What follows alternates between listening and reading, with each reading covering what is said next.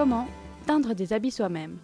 Rencontre avec Adrien Jean de l'association Marmite et Mandragore dans le jardin médiéval de B.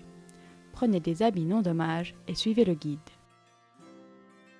En ce qui concerne les techniques de teinture, on va commencer par choisir le pigment qui va permettre d'avoir la couleur qu'on désire appliquer sur le tissu. Donc pour ça, il va y en avoir de plusieurs sortes. Par exemple, le lierre et le trèfle qui seront bouillis. Ou alors, on aura l'indigo ou la poudre de Garance qui va devoir d'abord être broyée pour être mêlée au liquide de base qui va être l'eau. Deuxièmement, on va chercher le fixateur qui va permettre de fixer avec efficacité, comme son nom l'indique, le pigment, la couleur sur le tissu choisi. Ça va être le vinaigre, le sel ou urine. On va mettre tous ces éléments dans un chaudron, laisser macérer et selon le pigment ou les pigments, il pourra s'agir de 4 à 8 heures, mais ça peut aussi être sur plusieurs jours. Vous pouvez vous fournir dans une droguerie, dans une pharmacie en demandant différents pigments.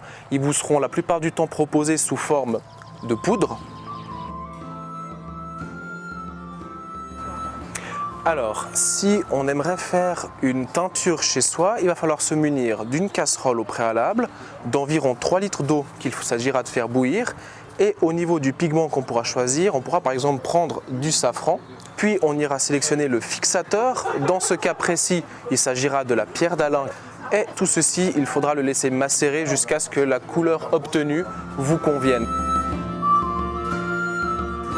Sur environ 3 litres d'eau, vous pourrez vous munir de pelure d'oignon. Il faudra en faire manger toute la famille pour en avoir environ 500 grammes si vous visez de teindre une chemise de 500 grammes également. Le poids sera équivalent. Et au niveau du fixateur utilisé, c'est le vinaigre qui est conseillé dans ce cas de figure.